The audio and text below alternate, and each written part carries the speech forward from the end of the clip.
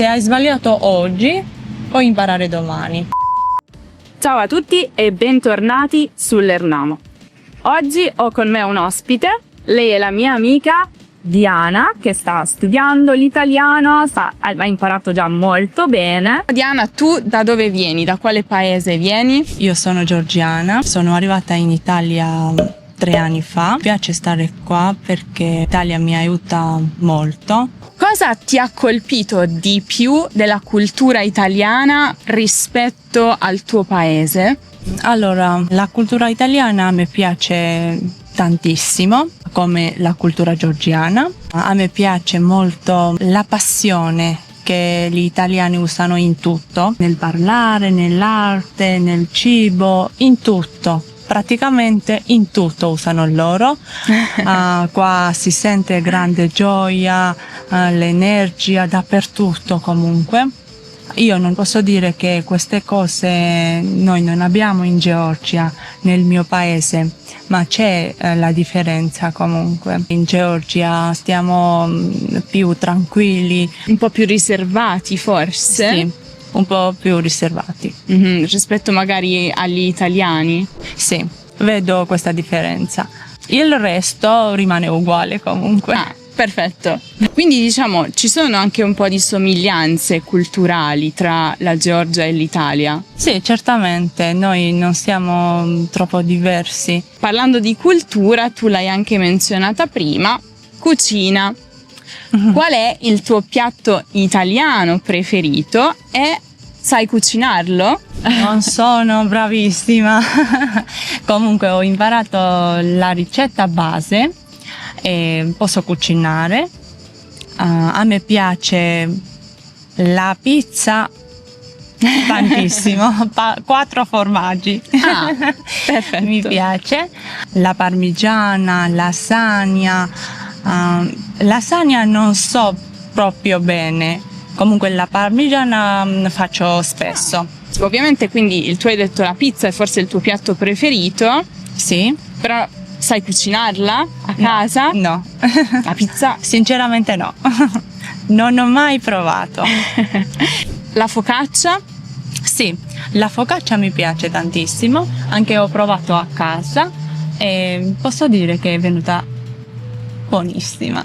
Fantastico, fantastico. Questa è una cosa che non avete per esempio in Georgia, la focaccia? Abbiamo una cosa simile, ma non così come qua in Italia. Diana, un'altra curiosità. Come hai imparato l'italiano? Con dei libri, dei corsi, altro? Allora, io non uso soltanto un modo di impararsi. Giusto. Leggo i libri italiani, ascolto la musica, guardo i film.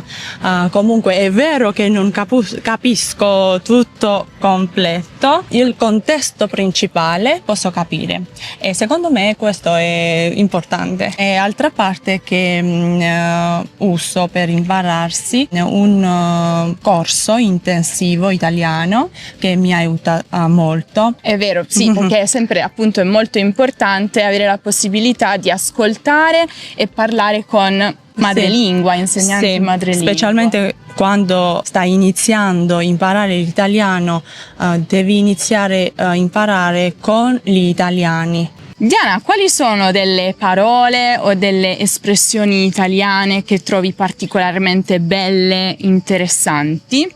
Per me l'italiano è pieno di le parole interessanti, anche le espressioni, parola meravigliosa che uso spesso, bella, quotidianamente. C'è anche una canzone, sai, che si chiama proprio Meravigliosa. Sì, lo so. A me piace tantissimo. La parola arrivederci. E qualche espressione che usi, che ti piace? A me piace tantissimo, non è tutto oro quello che luccica.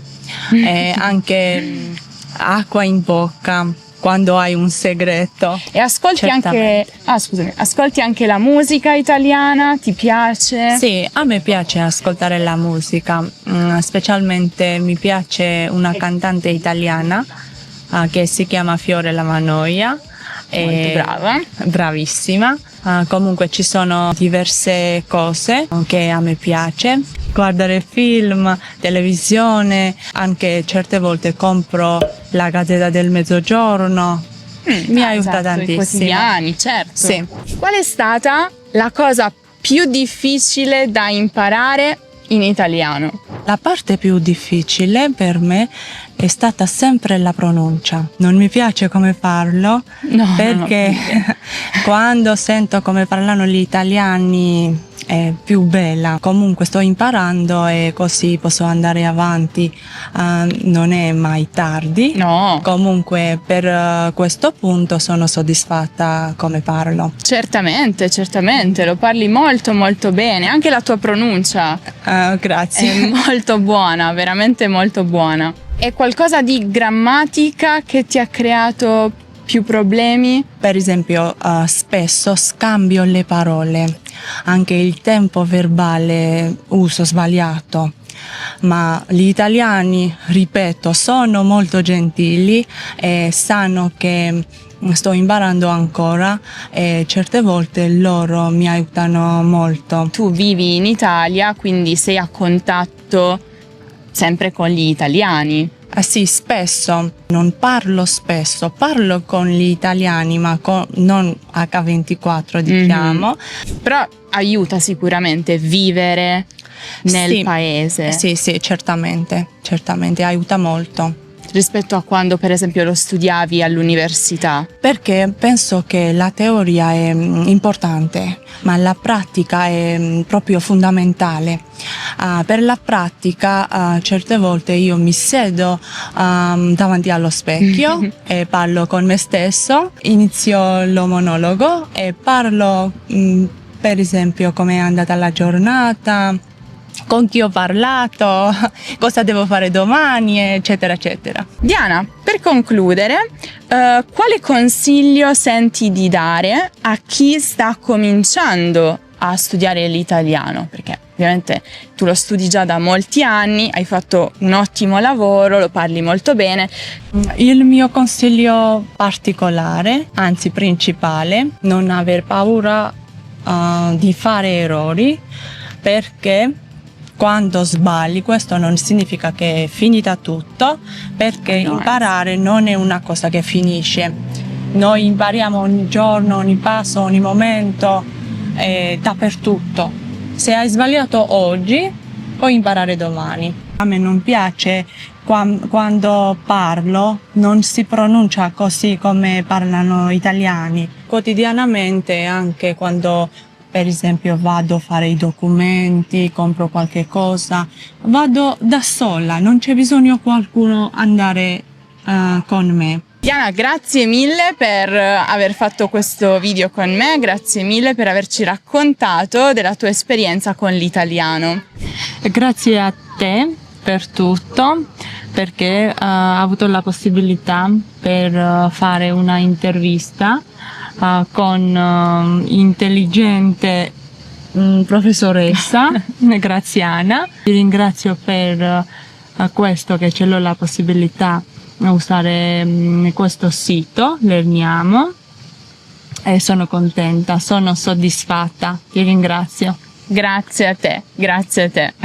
Io invece vi ricordo che se volete dare un'occhiata a questa città, noi infatti ci troviamo a Bari, potete guardare il vlog che ho realizzato con mia madre e mia zia proprio in questa città e che trovate come sempre qui in alto nella card o giù in descrizione.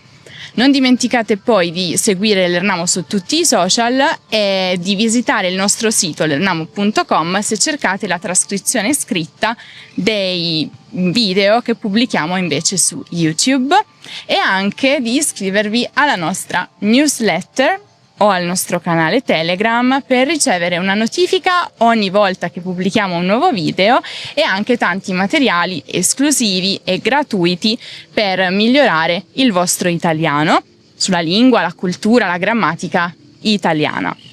Con questo è tutto, magari invito Diana per un altro video un altro giorno, ti piacerebbe? Sì, certamente. Perfetto, e quindi ci rivediamo prestissimo in un altro video. Arrivederci.